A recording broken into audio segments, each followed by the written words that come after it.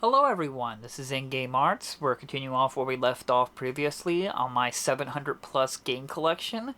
This is part 7 of the collection, so if you haven't seen the previous parts, I will provide links at the description and at the end of the video if you would like to check out the other parts if this is your first time going through this. So just to go through it, we're continuing off. This is another 60 plus stack from my collection of 700 plus PS4 games. So enough talk, let's just drop right into it. Moving up, we have Gun Double Piece. This is like an on-rail shooter style game where you get to play as a male character, like going to an all-female school or something like that, if I recall. And basically, you got a power of a gun that cures these girls who are possessed by some like love demon or something like that. That all these girls are like chasing after you, trying to confess their love to you, and trying to they do certain objects to you. Now, granted, this is a rated M. It's not an adult game, but in the end, it's very cheeky. It's very funny. It's got some interesting moments in it. And again, it's an interesting on-rail shooter. I won't say it's the greatest game, but it's not that bad. I can't remember, but I don't remember if it's the first one or second one. I just remember there was like a DLC for one of those games where if you spent like legitimately, I remember looking at it, was like $100, you would be able to have X-ray vision, so you could be able to see the girls like underwear and like bras and stuff like that. I no joke, it was like $100 when I saw that. It was just crazy. I could not believe they were charging such a ridiculous amount for such a stupid thing.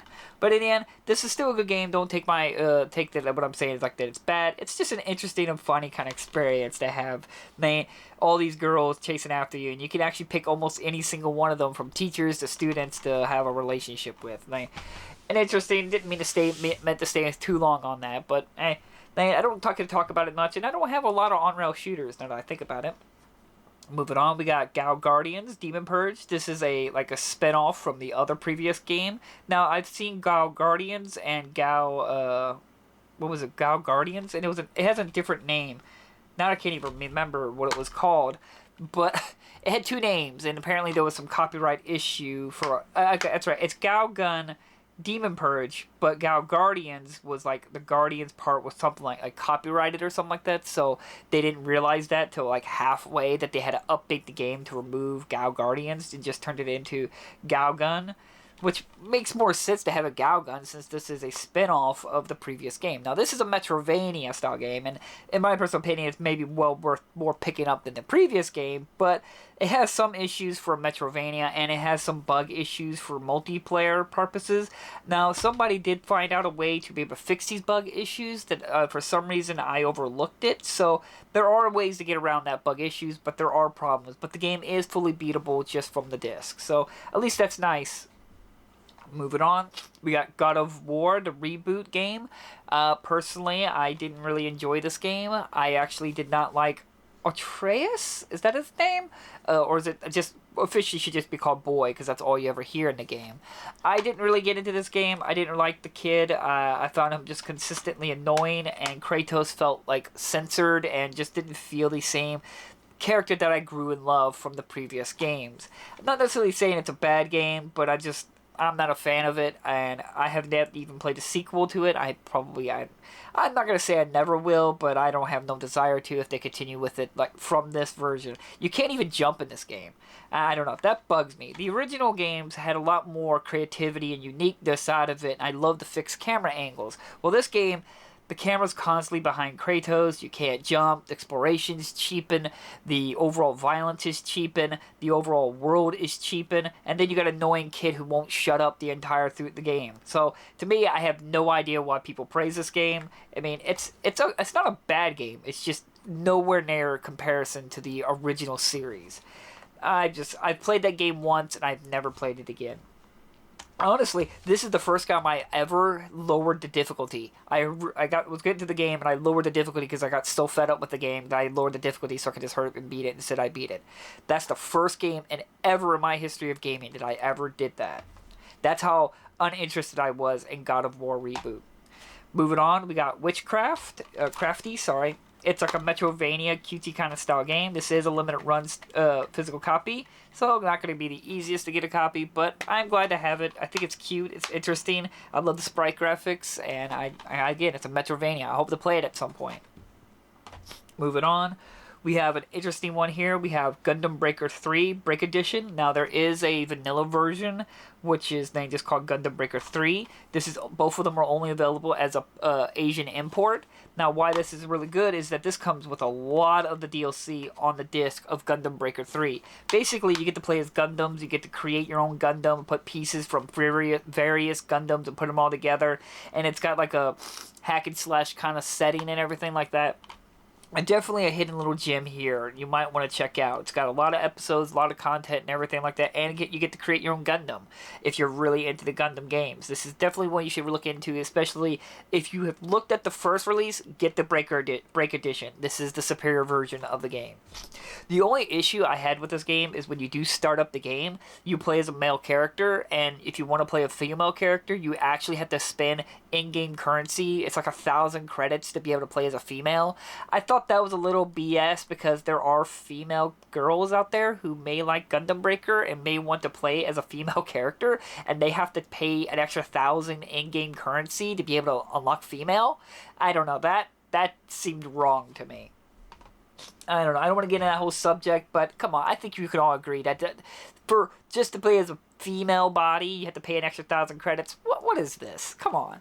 Moving on, we got Guardians of the Galaxy. My sister actually picked this game up, and she actually got me this game for because she got it for a PS5, and then she said she really, really liked it, and we were doing something, and she just came across it, and it was like a new copy that was only going for like 15 or 12 bucks. I can't quite remember, and she picked it up for me. I haven't played it personally. I have not sat down and played it, but I've heard many good things. She actually said she really liked it, so I definitely want to check it out. Moving on, we got Guacamelee 1-2 Punch Collection. This comes with Guacamelee, the Super Turbo Champions Edition, and Guacamelee 2.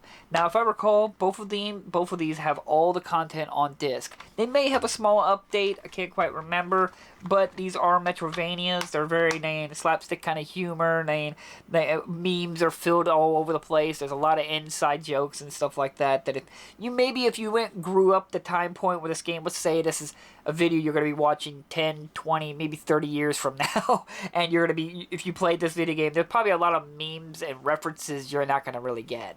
Especially if you're like maybe 16 or 15 and we're like 30 years and I'm an old man. But, and they're good Metrovanias. They're definitely ones you might look to. It is very uncommon we get games that has a Mexican setting, so I really like that. So, check it out. You might like it. They're both Metrovanias. Moving on, we have the Teenage Mutant Ninja Turtles, the Cowabunga collection, a collection that most people would have probably thought it would have never had. As crazy as old these games are, from all the way to the NES, from arcades to Super Nintendo, this is the first time ever these Ninja Turtle games ever got included into a physical collection like this. That's insane. We're talking about like Mega Man collections, we're talking about like Sega collections, and even Nintendo's having had some minor collections of old games that they've made. It's crazy to think that this is the first time ever that we've had all these games in one collection. This is a must pick up. If you're a Teenage Ninja Turtles fan, you need to pick this up. I'm sure you already have it if you're a Turtles fan, but man, this is amazing. There is a PS5 version and a Switch version. Obviously, I picked up the PS4 version. I haven't fully played it just yet, but I haven't heard any issues or problems about the game. Moving on, we have Hack GU Last Recode.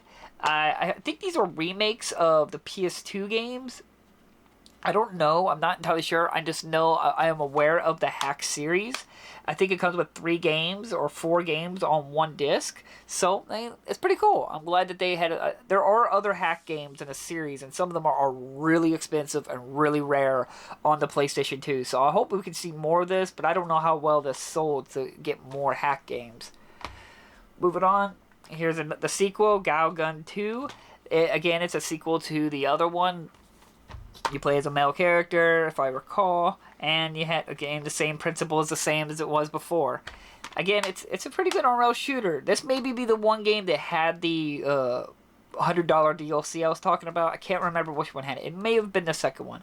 Can't remember, but again, these are nice little pickups of a niche little game, and they work just fine off the disc. Moving on, we have Chris Tales. I don't really know much about it. I just know it's got a classic RPG style gameplay. Surprisingly, I have seen this game get ridiculously cheap. I know I came across this game for like $2. No joke, like $2 to $3. You could get a brand new copy of it, which is disappointing because I've heard many good things about it, and it looks really interesting. I'll hope to sit down and play it. And, a lot of people have played this game, but it's crazy to think that it's just not selling, and now stores are just basically giving it away. But I'm glad I have a copy of it. Moving on, we got Horizon Zero Dawn Complete Edition. It's another open world game, so I'm not the biggest fan, but that's not my real issue about the Horizon, or just this Horizon game in general. Now, this is a good completed collection. This game comes with all the DLC and updates. There is still a few updates available, but it is a complete collection with DLC and stuff like that on disc. That's really nice. Huge praise to Sony and huge praise to Guerrilla Games for releasing a complete edition. But sadly, I am not a fan of Horizon Zero Dawn. It's not the universe. It's not the gameplay or anything like that. And I'm not ultimately against the open world aspect. Is that the first game is heavily gender biased, borderline sexist against men.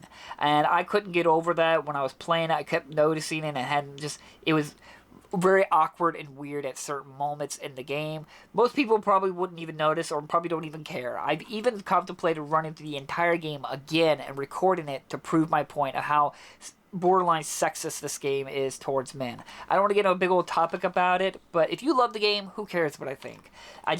To me, I can't help but notice that there are some gender bias massively in this game. But in the end, I'm happy that Guerrilla was able to make something different out of Killzone, and it's still neat, it's graphically pretty, and I'm glad to have a complete edition of the game on my shelf.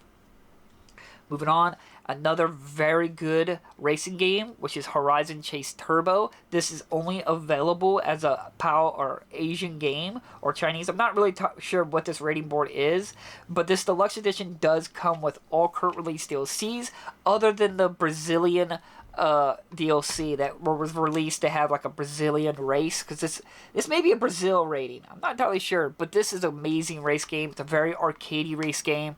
It's very good. I've been actually wanting to run through this game again because I'd had a good time with it. This is the superior version. There are many variations of this game. The deluxe edition, this one right here, is the most updated complete version of the game. So if you want the best version, look for this copy here. It is a good racing game, and I highly recommend it. Heck, the game has 4-player split screen. It's arcade racer at its finest, and it's got good soundtrack. Amazingly good soundtrack. Must pick up if you're a complete physical collector like I am. Moving on, we got Hidden Through Time, the definitive edition. This comes with 5 DLCs on disc. It is a Find Waldo kind of style game. I just got my attention. Like I said, I love these weird games, and this is only available in a PAL region. I liked it. I like the concept of it. I know there's a sequel that was just recently announced. I haven't played too much of it, but what little I've played, it was really fun. It was a lot of moments where I was like, I could not find what they were wanting me to find in the game. It's pretty cool, and you can create your own Find Waldo levels and stuff like that for other people to play, or you get to play more levels that other people created. Pretty cool in my opinion. I love when games include that kind of stuff where there's constant flow of content of other user created content or your own created content, instead of trying to sell you a bunch of DLC. Moving on, we got Injustice, Gods Among Us, the Ultimate Edition. This is the first one in the series of the Injustice. I am not a fighting game fan, so I don't really have no opinion of the game. I've actually never sat down and played this. The only reason I picked it up is because I knew about the game having all the content on disc, and I usually, even if I'm not that interested in the game, let's say like Horizon Zero Dawn, the complete edition, I still pick up these kind of complete editions with the content on disc to let developers and publishers know that's the way I want games to be released. Even if I don't have no interest in playing your game, I still go out of my way to pick up Ultimate Editions and Complete Editions if they have the content on disc, because that's what I want, and that's what I want to support. So even though I've never played it, I still recommend it for your complete collection. I don't know if it's necessarily a good fighting game, but I've heard good things about it, especially the sequel. And with all these games now, fighting games having microtransactions and DLC-filled stuff and everything like that, or online registrations, or whatever you want to name it, man, game. Hell, this comes with the full fighting game on the DLC, and it's not as egregious as nowadays fighting games as they are now. So definitely worth a pickup if you are into fighting games. This is a limited run release. This is Infernex. This is like a Metroidvania choice-based game. There is a PAL version that I'm not entirely sure if it's more updated than this version, or this version might be more updated. In the end, I haven't played it. I've heard many good things about it. That it's very dark, it's very sad, it's very Castlevania feeling.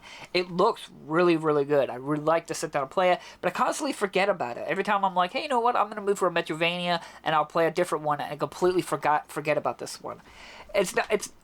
As much as I love Metroidvanias, I don't want to keep playing Metroidvanias back to back. Usually I'll play one and then I'll wait a little bit, play a bunch of other stuff, and then when I'm in the mood again for a Metroidvania, I look for a new one.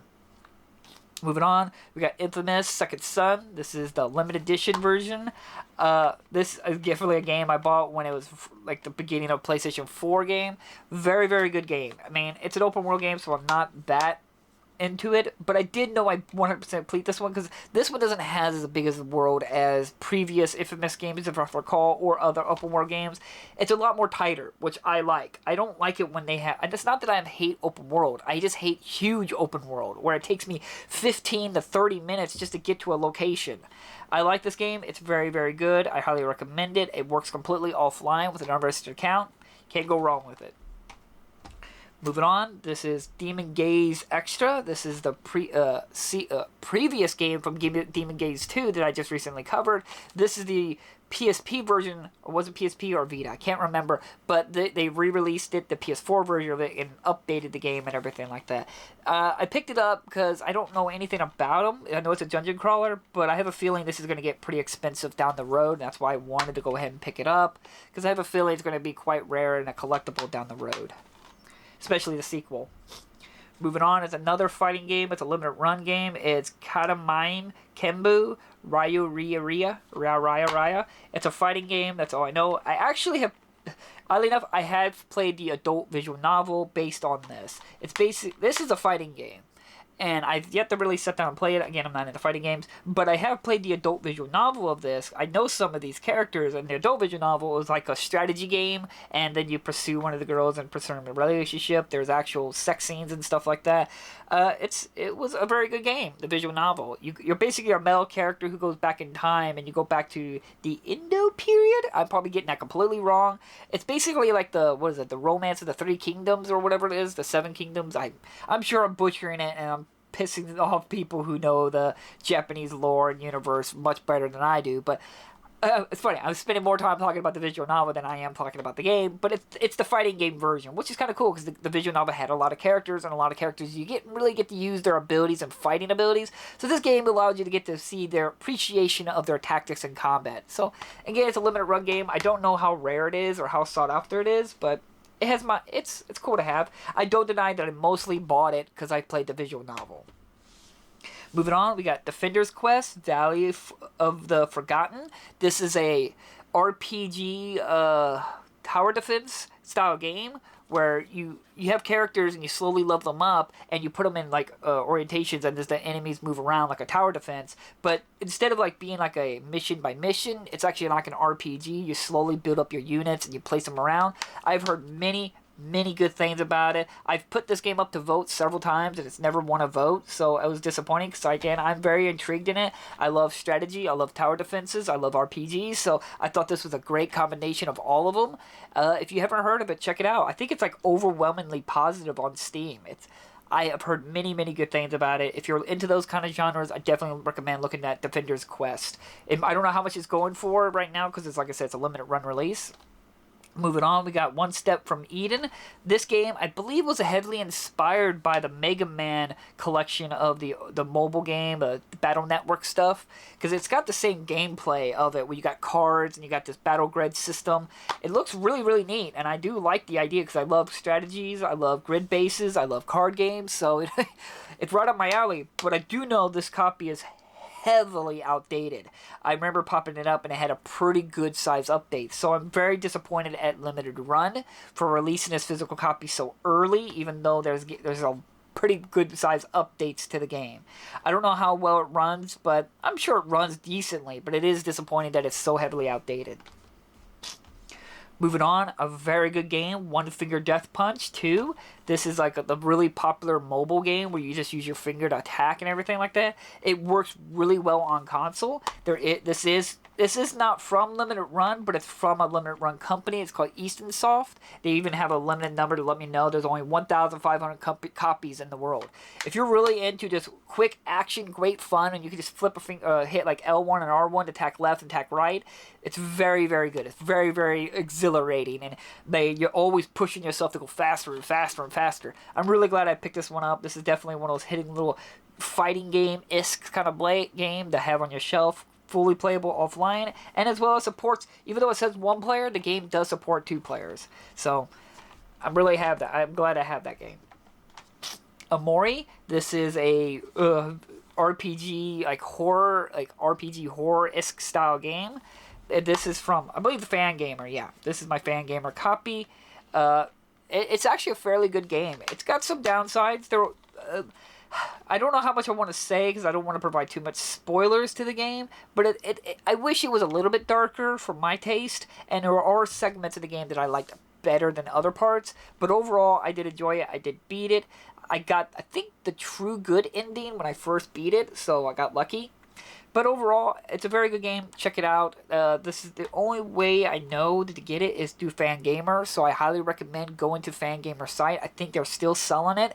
Other places might be upselling you, like if you go to Amazon, eBay, they might be trying to gouge you. If you're interested in it, which I do recommend it, check out Fangamer. Go to their site. They will be selling it at retail price. Moving on, we got Need for Speed Hot Pursuit Remastered. I recently covered this game. It's fairly good. It has all the DLC content on disc. It's not that much of a visual upgrade, and it always cracks me up that people get all mad that it's like they didn't change anything about the game. That's actually a good thing.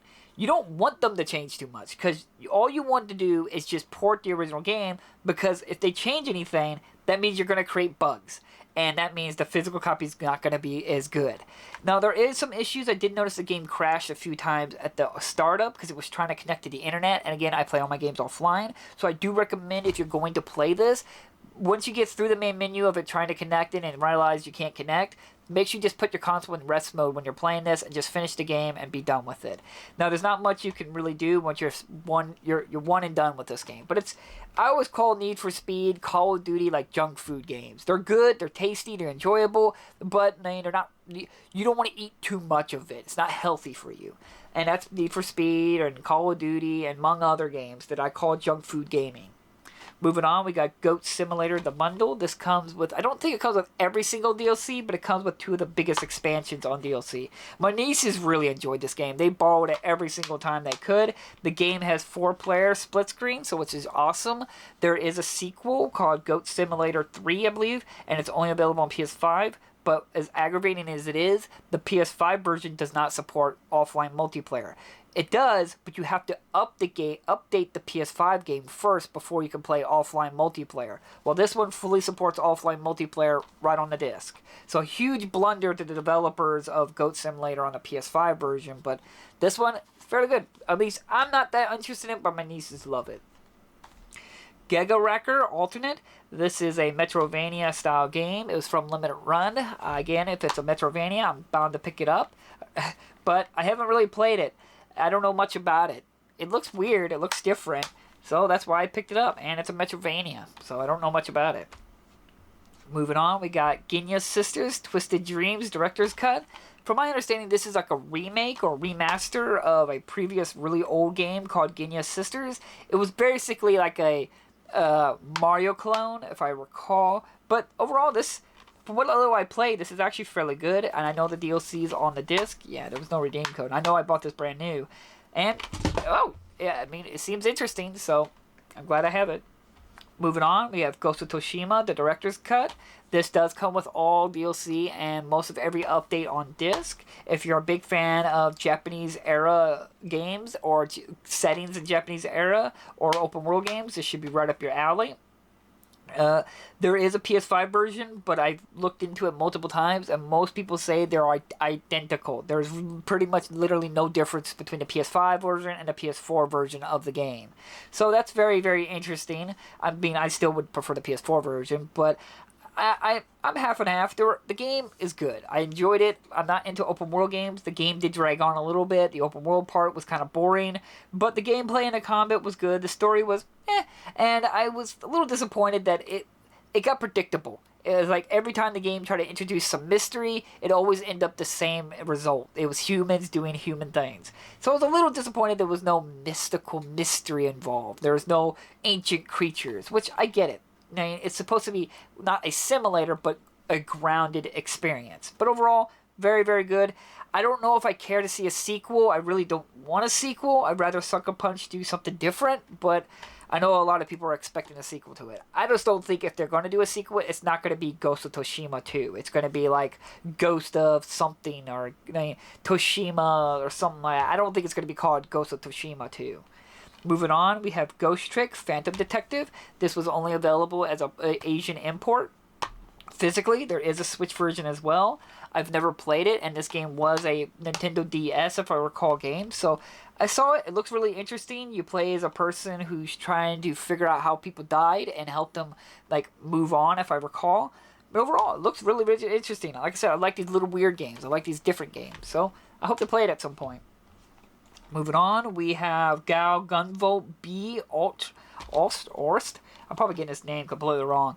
I don't know much about it. I don't know if it's heavily inspired by Gunvolt or if it's its own subclass game. Because I know it's got Mighty Number 9, there's Gun Girls, and there's Gunvolt. So I don't know how much this is. Maybe nothing like the Gunvolt games or Mega Man. I don't know how much they changed in this game experience. But Ian, it looked cute, it looked simple, I like the idea of it, so I picked it up. It is a limited run physical copy too.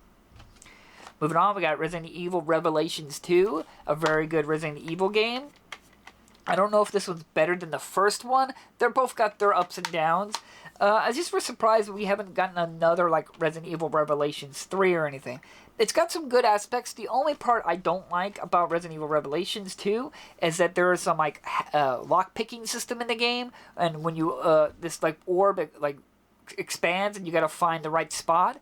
I don't like vibrating controllers, and that lock picking ultimately requires your controller to have a vibrating function. And I always turned off vibrating function. I believe it's one of the stupidest things to ever come to gaming is vibrating controller. It completely is distracting. So I always turned it off. So it is disappointing that this game relies on you having that turned on. That's the only thing I don't like about it. Moving on, we got Infamous First Light. This is a prequel expansion to Infamous Second Son. It's actually very, very good.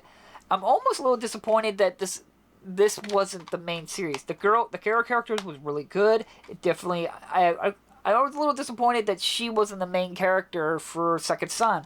It's probably what they should have done to make the Second Son separate itself from the first two games of Infamous. And again, it's really good. It's a prequel. I'm glad it got a physical copy, but it's only available in the PAL region. If you're a fan of Infamous Second Son and you like physical collecting, definitely look for this copy because it's actually really good. Next one is Ghost Song. This is a Metroidvania game again. I've heard many good things about it. I heard it's heavily inspired by Metroid Prime. I don't know nothing about it. Again, it's a Metroidvania, 2D kind of side-scrolling stuff. It looks really interesting. It looks really dark. I don't know. I'm really glad to have it. I hope to play it at some point. Moving on, we got Gravity Rush 2. I haven't really played too much of it. It's another open world kind of style game. I have them both, and I'm happy to have them. It is disappointing that Japan Studio is no longer around, and I appreciate this game trying doing something different weird with the open world aspect of like turning the gravity upside down and stuff like that, and flying around by just altering your gravity flow. Very, very cool concept and really cool idea. Characters, the cat character is really cute. It just disappointed me that it never really took off with the Western audience, or I don't know how much popular it was in Japan. I'm sure it's got its audience, like all stuff, but in the end, I'm happy it's got a physical copy. I heard there's a possible remake or PS5 version on the way. Next one is Bug Fables, The Everlasting Sapling. A very, very interesting game. I actually played this game quite heavily. I just never beaten it. I almost made an unboxing video for it. And this game's heavily inspired by the classic like Paper Mario games, like Paper Mario or Paper Mario Thousand Year Door. If you like those two games and you like the gameplay and not just simply because it's Nintendo and Mario, if you like the gameplay and the setup and the ideas of those games, definitely check out Bug Fable. It's very cute, very sweet, and very fun. It's even challenging if you play it on higher difficulties, which I was. I was playing like on the highest difficulty, and I was using the Insane badge that made things even harder. And then I'm really, really glad to have this game on my shelf. I don't know how rare it is. I know that Limited Run produced a small print run of it, and it shouldn't have it. This should have a wider release. More people need to check this game out. It's really, really good. I'm hoping we'll see a sequel at some point. Moving on, we have Anniversary Collection, the arcade classics. I mostly bought this for one game because I had all the other games, and that is, this comes with, where is it? I thought it came with a Castlevania, or was that a different one? Haunted Castle, is that it? Can't remember. There was like a Castlevania, maybe it's different. I can't remember. But it came like one game, and I bought it for that reason. I have no interest because it's mostly shoot 'em ups, but I figured I had all the other collections. Why not pick this one up? And I kind of like the cover art. The cover art is really, really cool looking. Reminds me of Star Wars. Moving on, we got Icy. I don't know nothing about this, actually. I don't even know if this is a Metroidvania or is it just a side-scrolling action game. I've heard mixed things about it. I've heard some people really, really like it, and I heard some other people find some aspects annoying. But in the end, I'm glad I have it. It's really interesting. It's another limited run game, so glad I have it. Moving on. We have Hyper Light Drifter. This was a special physical copy from, I think it was I Am 8-Bit. Yes, I think there's a new copies out there, like from Japan importing or Power Region. Can't quite remember. It's had multiple physical copies. I just know that. In the end, it's an interesting game. I haven't gotten too far with it. It's an interesting game. I just have yet to have. I really haven't had the chance to dedicate too much time to it. But in the end, it looks really, really interesting. Moving on, we have the Anniversary Edition of Human Fall Flat. Sadly, this is a little outdated. There are more levels. They have an update. My nieces love this game. They borrowed it all the time. There's a new print run that's available on Power Region, which I think they call it like the Definitive Edition or the Supreme Edition or something like that. It's got like a silver banners and stuff like that. I've been wanting to pick it up, but I keep forgetting about it. Don't know much about it, but I know my nieces loved it to death. Where it's got like a physics system and you're solving puzzles together and doing like certain actions with levers and physics and stuff like that. Seems interesting. I mostly bought it for my nieces, but and I'm glad I have it. Moving on, we got Indivisible. It's like a classic RPG turn-based style game, if I recall. I don't think this is a Metroidvania.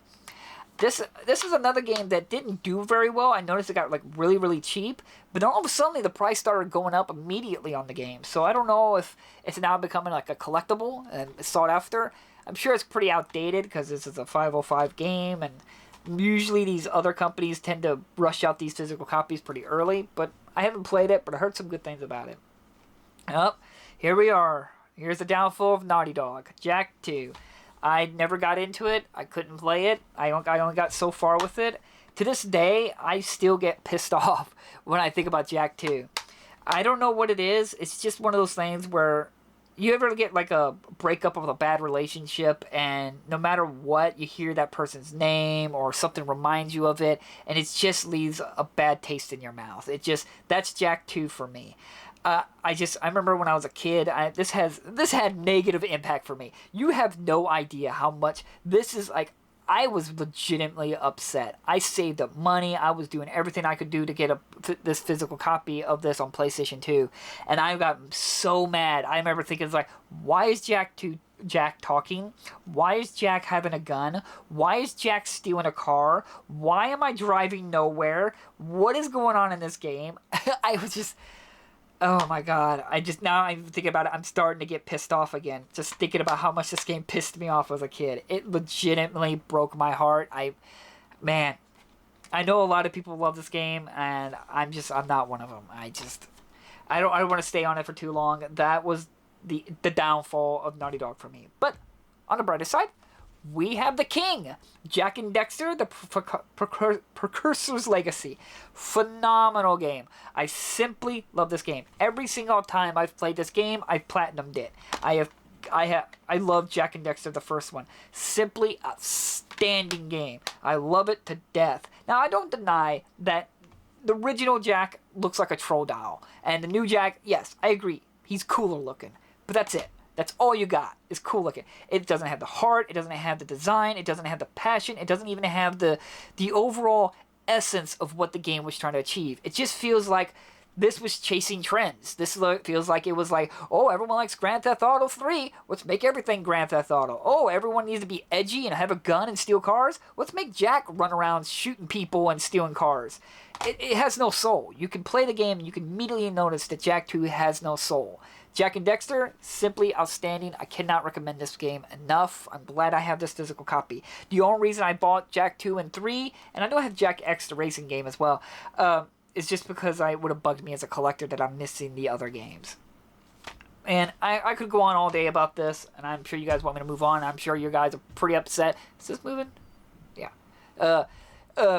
That I don't like those games. If you love them, great. You like Uncharted, you like Last of Us, great. Who cares what I think? I'm just one random loser person on the internet making videos. Who cares what I think? And this is my collection. It's just my viewpoint. Moving on. Hue, interesting puzzle game, but a little deceiving. They talk about how the game has like deep, rich characters and story.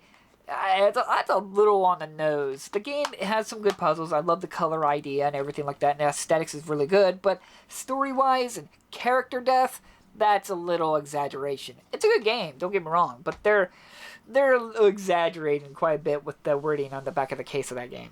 Moving on, we got Need for Speed Heat. I haven't yet to play this. I've heard many good things about it.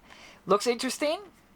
It's another Need for Speed game. As I said, it's another junk food gaming. I don't know how it is. I heard good things about it. Maybe one of these days I'll play it. I know most people complain that it hasn't had an update to unlock the frame rate to play or a PS5 version because it runs at 30 frames per second. That's not going to bug me too much, but I wouldn't mind a PS5 release that could give us 60 frames. Moving on, we got Rogue Legacy. This is a roguelike style game where you slowly progress to this castle, and every time you die, whatever money you save up, you pass it down to your inheritance. That next run will be a little easier, or you'll have a little bit more power. Very, very good, interesting game.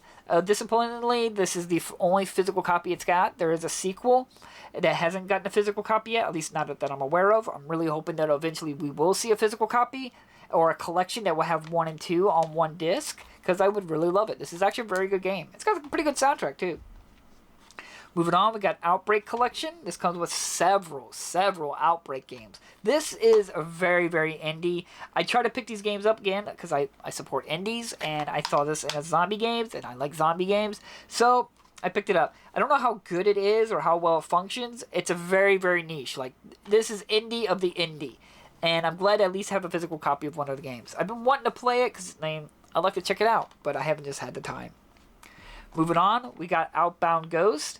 Sadly, there is some controversy for this physical copy. Apparently, it was rushed out the door and it's got some bugs and issues, and the creator was very disappointed because it apparently had some issues and he did not approve of them releasing this physical copy or the console version of this game until it was ready, as well as that I'm aware that if you play this game on any other language than English, the game will like crash or constantly crash at a certain moment in the game, so the game is unplayable, completely unplayable, unless you play it on English, which I'm sure a lot of you viewers are going to be rolling their eyes saying, who's not going to play it on English?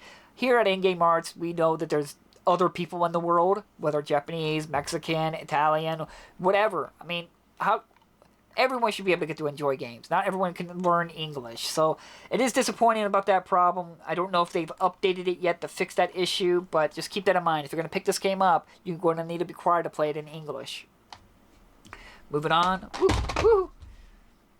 This one is Psychonauts 2. I've yet to play it. I recently covered the first game, the Limit Run version, and I enjoyed for what it was.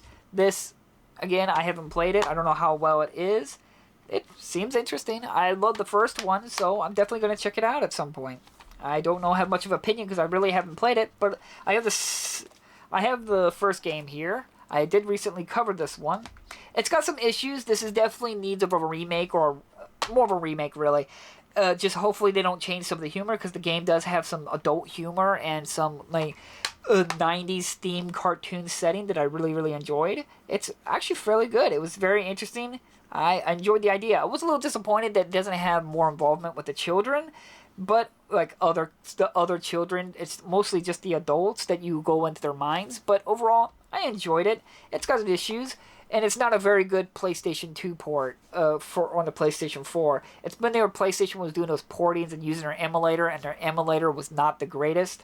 So it just needs a remaster or remake to a certain degree. Clea, the completed collection. This comes with Clea 1 and 2 on one disc. This was a limited run physical release. It's fairly good. It's very modest. This is again like that Resident Evil, not Resident Evil, but the Outbreak zombie game, where this one you're going to have to limit your expectations. The game is fairly good, but very short. It's got multiple playthroughs of higher difficulty, but once you play it once, I don't know if it's really worth playing through it again. And basically Clea and Clea 2 are basically feel like one game. They really didn't change the mechanics at all, other than adding a little tweak to the game. And it's still good. I still had fun with it when I covered it on my channel, but I mean, you just keep your expectations with that one. Next up, we have Gris. This is one of those cozy, take your moment, take your time experience games. It's definitely very, very good. It's got very good music, very good atmosphere, very good settings and stuff like that. It just may not be for everyone, because as I said, it's more of a experience than more as a gameplay experience. It was good. I really enjoyed it. I recommend it. I think it's getting pretty expensive, though, for a physical copy. Alright, I really, really enjoyed it. It's got some neat art, neat concepts. So, if you're into those games like I am, those casual games, those cozy, relaxed games, not too difficult, you're just experiencing the journey, Gris is definitely up there to check it out. Here is Girls on Panzer, the Dream Tank match. This is only available as an Asian import. There is no other version other than another version which is available on the Switch, which I think the Switch version is the superior version. Don't quote me on that. I haven't gotten it because it's got like that's called the Complete Edition, or like a Redux Edition or something like that. It may just come with a little bit more updates, but how the performance is on Switch, I don't know. This is actually, gameplay-wise, really, really good. I'm not really familiar with the anime, but the overall tank and combat and idea and stuff like that, it's basically like a battle royale system, and you really, really would wish this game had split screen, or they expanded on it a little bit more. This could have been a very, very good game. And just like I said, with other games like what is it?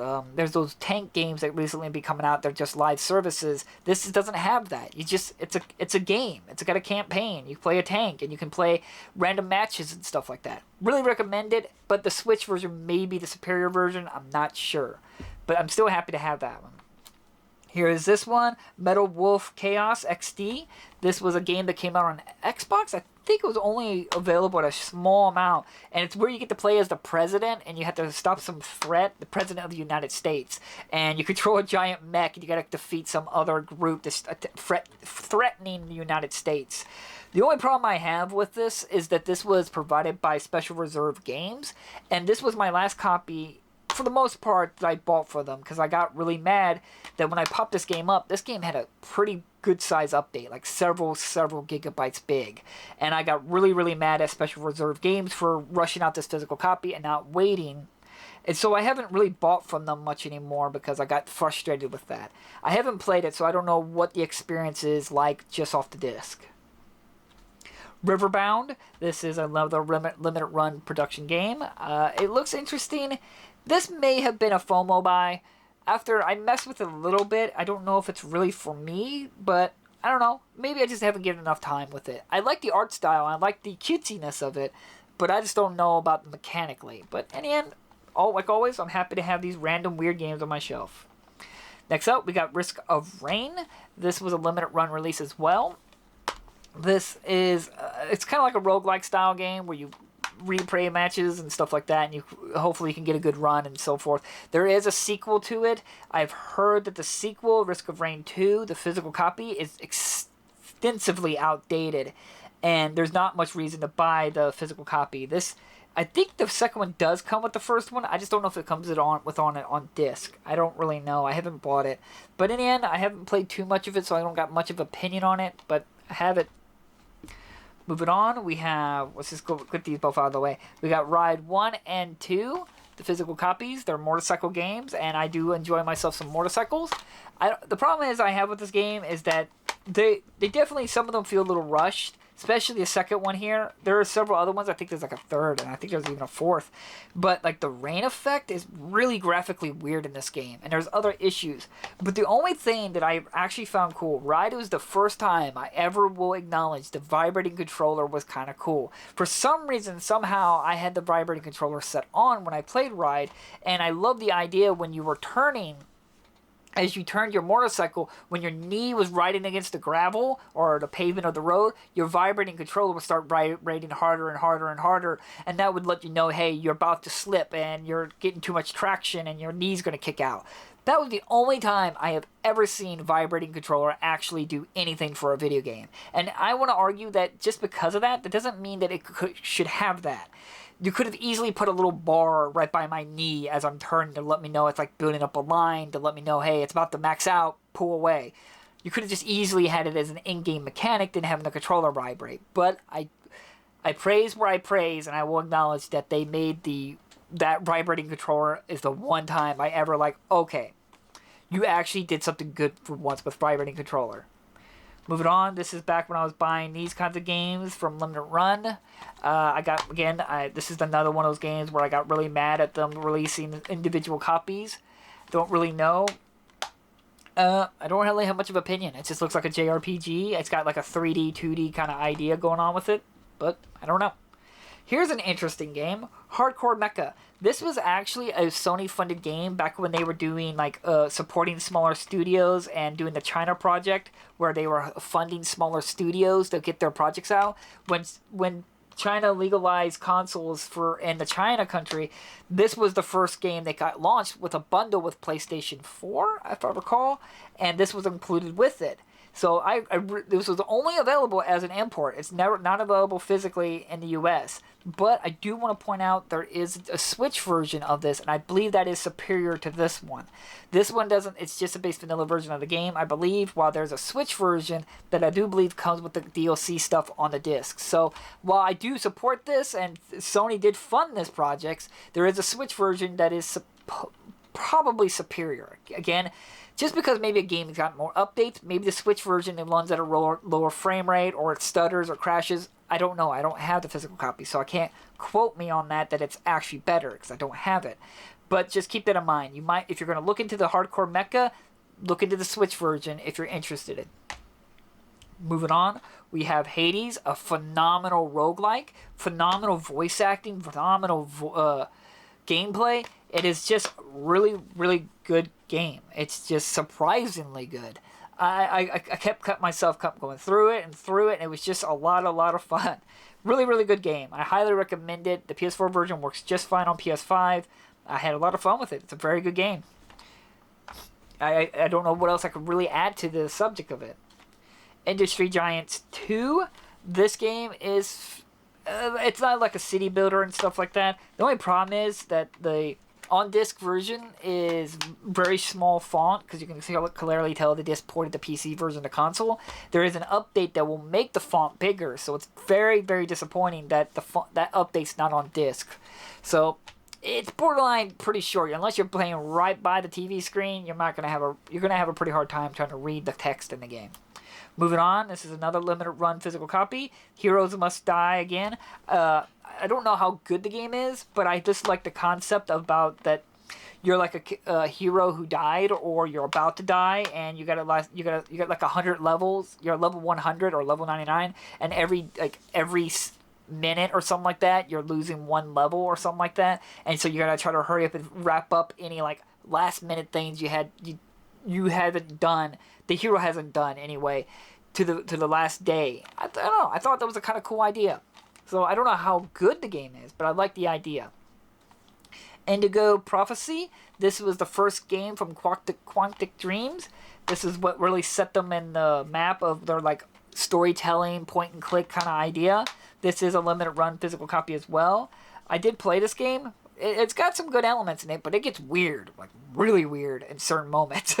But in the end, again, I'm glad I had the physical copy. I picked this up because I had the other Quantum Dreams games, so it felt wrong not to have their first release game. Interesting game. If you like mystery solving and point and clicking and just like normal like mini games and certain mysteries like Walking Dead and stuff like that, might check out Indiegogo Prophecy. Next up, another limited run, Inkfell. Is that Inkfell? Inkfell? I don't know much about it. I just know it's a sprite graphic style game.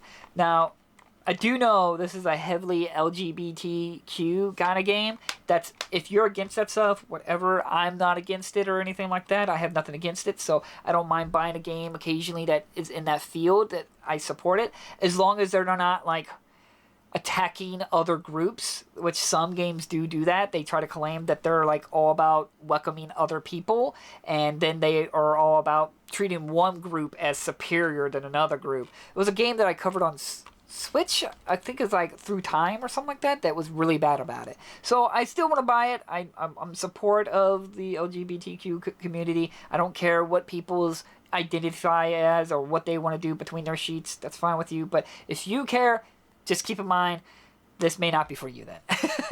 In the end, I've been wanting to play it. Looks interesting. I check it out at some point. Moving on, here's an interesting one. Idol Manager. This is a game where you play as an idol manager. And it's only available as an Asian import. The game does support full English. I just don't think there's no English voice acting. But I've actually heard this game can be really dark. It can be really hard, and it's just interesting. I picked it up. I'm not that interested in playing it, but some of the praising of the game wasn't just about the cuteness of the girls. It was actually praising the management, the resource management, the actual difficulty, and some of the touchy subjects in the matter of the game. Again, that got my attention, so I went and picked it up. So that's the last of this 60 stack. I hope you enjoyed this video.